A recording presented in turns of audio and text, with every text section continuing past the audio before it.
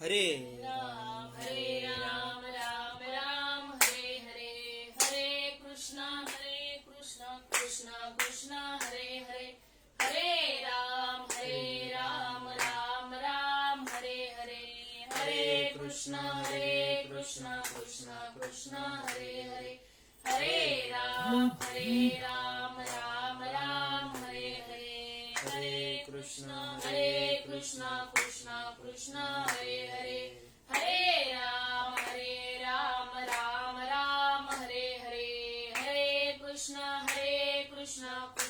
कृष्णा हरे हरे, बोला पुंडलिक विठ्ठल श्री ज्ञानदेव तुकाराम, पंढरीनाथ भगवान की जय, माऊली ज्ञानेश्वर महाराज की जय, जगद्गुरु संत तुकाराम महाराज की जय, शांती ब्रह्म एकनाथ महाराज की जय, सद्गुरु सच्चिदानंद श्रीपाद बाबान की जय, सद्गुरु सच्चिदानंद रामदास बाबान की जय, सद्गुरु सच्चिदानंद अमृते दादान की जय, सद्गुरु सच्चिदानंद जगदीश बाबान की जय, सद्गुरु सच्चिदानंद जिग्नाई की जय, सद्गुरु सच्चिदानंद बाप्पा महाराज की जय, अवधूत चिंतन श्री गुरुदेव दत्त गोपाल कृष्ण भगवान की जय, सब साधु संतन की जय। श्रीपादनाथं गुरुराज वैरं मोक्षणामज्ञानदानक्यदक्ष, घोटी क्षेत्रानिवासी अनं तन्नमामि वेदविद्यावरिष्ठं, तन्नमामि वेदविद्यावरिष्ठं, दयाच्या संगतीने विराग झाला, मनोदरीचा जडभास गेला, अरे साक्षात परमात्मा मज भेटविला, विसरू कशी मी अमृते दादांच्या चरणाला, विसरू कशी मी सद्गुरु चरणाला। जय हरी। गुरु ब्रह्मा गुरु विष्णू गुरुदेवो महेश्वरा, गुरु साक्षात परब्रह्म तस्मै श्री गुरुवे नमः। बघा सर्वांना जय हरी। आत्मरूप गणेश टेलिया स्मरण, होय सकळ विद्येचे अधिकरण, तेची बंधू श्री चरण श्री गुरूंचे। बघा सर्वांना जय हरी। आज आपला हा संत श्रीपाद बाबा, संत रामदास बाबा व संत अमृते दादा फेसबुक लाईव्ह प्रवचन रूपी सोहळा 7। आज या 7व्या प्रवचन रूपी सोहळ्याची सेवा माझ्यासारख्या लेकीच्या वाटेला आली, ही मी माझं परम भाग्य समजते। बघा, आणि ही सेवा करण्याचं म्हणजे कार्यक्रमाचा हा आयोजन नियोजन सद्गुरु संत जगदीश बाबा, नवनाथ बाबा या सर्वांच्या सहकार्याने हा प्रवचन रूपी सोहळा चालू आहे, आणि या सोहळ्यामध्ये मला प्रवचनाची सेवा दिल्याबद्दल मी त्यांचे कोटी कोटी धन्यवाद करते। बघा, सद्गुरु दादांनी पूर्ण कृपा केली, सद्गुरु दादांनी पूर्ण कृपा केली, निज वस्तू दाविली माझी मज, निज वस्तू दाविली माझी मज, माझे सुख मज दाविले डोळा, माझे सुख मज दाविले डोळा। बघा, असे सद्गुरु दादा माझ्या आयुष्यामध्ये आले, आणि खर तर या सद्गुरु दादांची कृपा झाली, संतांची कृपा झाली, आणि वाचा बोलायला लागली। त्याच्या दादांच्या कृपेमुळे आज मी इथं बसलेली आहे। जे काही बोलेन ते सद्गुरु संत माझ्या अमृते दादांच्या कृपा आशीर्वादानेच बोलेल, आणि तुम्हा सर्व संतांच्या सेवेसाठी निवडून घेतलेली ओवी अध्याय क्रमांक 9 श्लोक क्रमांक 21 आणि 331 क्रमांकाची होई. बघा, मातेची या उदर कोरी, पचोनी विष्टेच्या दाथरी, उकडोनी 9 मासवरी, जन्म जन्मी मरती. काय सांगितलं ज्ञानेश्वर माऊलींनी? बाबा, मातेच्या उदर कौरी, पचोनी विष्टेच्या दातरी. विष्टेच्या दातरी म्हणजे त्या गर्भामध्ये. बघा, आजपर्यंत माणूस काय करतो? फक्त सुखासाठी तळमळ करतोय, पण सुखाचं काय सांगितलंय? सुख वसे एके ठाई आणि बहु पायी संतांच्या. बाबा, संतांच्या जवळ सुख आहे. या मातेच्या उदरकौरी, मातेच्या उदरकौरामध्ये काय, तिथं काय सुख आहे का? काय सांगू मी गर्भीच्या यातना, माझा भोगिता नारायणा, माझ मला मूत्र झाला, क्षण क्षणान्यातचे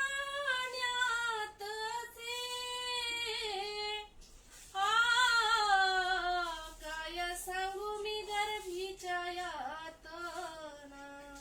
काय त्या गर्भाच्या यातना आहेत? कारण बघा, जोपर्यंत माणूस संतांना शरण जात नाही तोपर्यंत तर या गोष्टीचं माणसाला कळणारच नाही की हा जन्म कशासाठी दिलेला आहे आणि या जन्मात येऊन काय करायचं. दादांसारखे संत आयुष्यामध्ये लाभले आणि खरंच कळालं की बाबा हा जन्म मरण, नाही तर या गोष्टीचा कधी विचारच केला नव्हता की बाबा जन्म मरण कशासाठी, काय कुठली गोष्ट कशासाठी करायची, या गोष्टीचा देखील माणसाला काहीच अनुभव नव्हता. पण ज्या वेळेला खरंच या अडाणी जीवाला संतांचा हात ज्या वेळी मस्तकावरती लागतो त्यावेळेला खरं कळतं की बाबा आपल्याला काय करायला पाहिजे, हा जन्म कशासाठी दिलेला आहे, या जन्माला येऊन काय करायचंय. खरं सांगा बरं, आईच्या उदरामध्ये कुठं म्हणजे सुख आहे का? सुख फक्त संतांजवळ आहे. पण ते सुख जर संतांजवळ जर आहे, ते जर जाणून घ्यायचं असेल तर काय करावं लागेल आपल्याला? संता पायी माथा ठेविता सद्भावे आणि तेने भेटे देव आपे आप, म्हणून संत अखंड बजावे. देव कुठं सांगितलाय? तर संतांच्या जवळ. बघा, कबीरदास काय म्हणतात? गुरु गोविंद दोन खडे, काके लागू पाय, बलिहारी गुरु आपणे गोविंद देव दिखाय. अहो, ज्या सद्गुरूंनी, ज्या दादांनी देवाची ओळख करून दिली, देव आजपर्यंत काय आपल्याला देव माहिती नव्हता का? होता बाबा, पण जो जवळचा देव आहे, जे काय तरी मी तव सकळ देही असे येथ विचारू नाही आणि तैसेची माझ्या ठाई सखळ असे. जो जवळचा देव होता त्या देवाची आपल्याला माहिती नव्हती. आपल्याला फक्त कुठला देव माहिती होता? मंदिरापुरता देव आपल्याला फोटो मध्ये आहे तो देव माहिती होता. पण सद्गुरु दादांनी अशी कृपा केली की जवळचा देव आपल्याला जाणून दिला. कुठं आहे देव? देव आहे आणि हृदयी मंदिरी शोधून पाहे. हृदयाच्या मंदिरामध्येच देव आहे.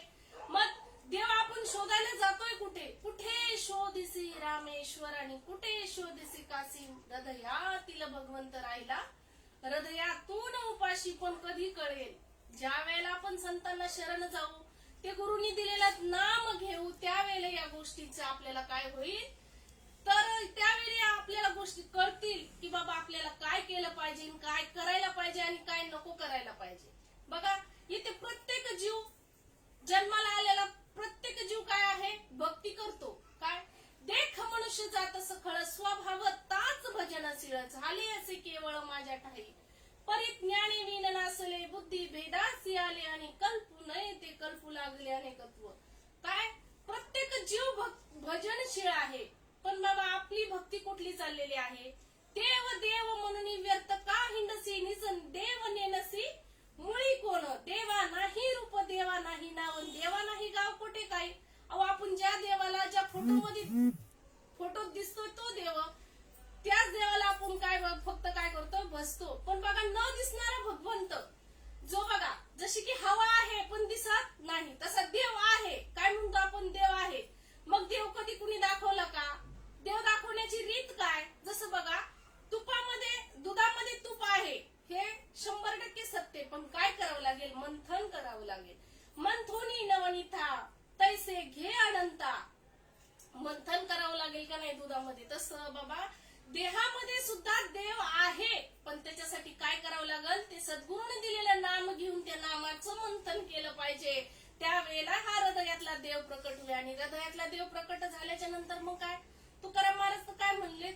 कंठी प्रेम दाटे, नैनी नीर लोटे आणि हृदयी प्रकटे राम रूपाव. आपल्या जवळच देव आहे. देव कुठे शोधायची गरज नाहीये. पण बघा, जयाच्या वाचे पुढे नाम नाचत असे माझे, ते जन्म सहस्त्री ओळखीचे एक वेळा यायला.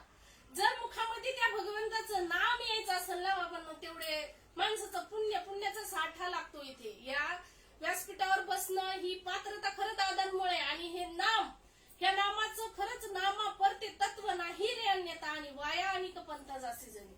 नामाशिवाय बघा, नामाला सोडून सगळ्या गोष्टी व्यर्थ आहे. बघा, अर्जुना वेदविदा जरी जाहला तरी माते नेनता वाया गेला, कन सांडूनी उपनिला कोणा जैसा. किती जरी काही गोष्टीचं ज्ञान असू द्या, पण बाबा जर का या नामाचं जर ज्ञान नसेल तर काय सगळं व्यर्थ आहे. मग संतांनी देव कुठे सांगितलं आपल्याला, तैसा हृदयामध्ये मी रामू असता सर्व सुखाचा आराम, की भ्रांतासी कामू विषयावरी.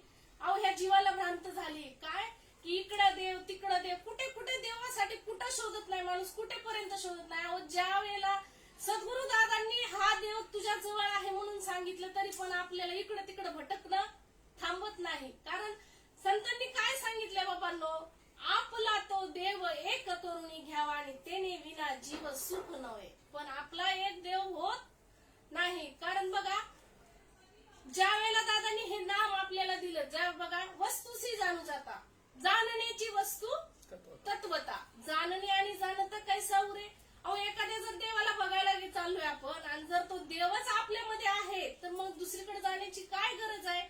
बघा, काय काय जण काय म्हणतात की बाबा आतापर्यंत आम्ही भक्ती देवपूजा काय करत होतो, मानून करायचो, आता जाणून करायचे. आता मग वस्तूशी जाणून जाता, एखाद्या वस्तूला जर जाणलंय आपण, आता देवच आपण आहोत, मग अजून कुठल्या देवाला जाणायला जायचंय.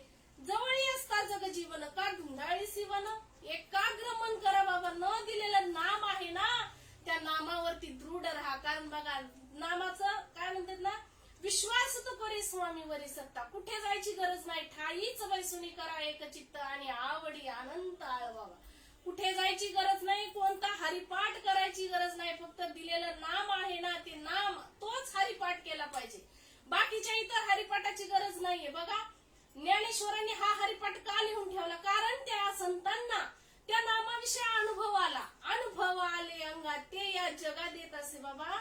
आपल्या संतांना, प्रत्येक संतांना या नाम घेऊन अनुभव आला. बघा, संत श्रीपाद बाबा म्हणायचे काय, नामा म्हणे मग सगळ्याला अनुभव आला, आणि पण तुम्हाला कुठल्या गोष्टीचा अनुभव आला. ज्ञानेश्वर महाराजांनी अनुभव आल्याच्या नंतर सांगितलं बाबा, देवा हे हृदय मंदिरे शोधून पाहिजे. कुणी सांगितलं चला बाईनी, पण ज्ञानेश्वर महाराज काय म्हणतात, देवाची याद्वारे उभा क्षण भरी तेने मुक्तीचारी साधिले. बघा, आता ज्ञानेश्वर महाराजांनी का म्हणले असतील बघा, देवाच्या दारामध्ये क्षणभर उभा राहिल्याने 4 मुक्ती प्राप्त होतील.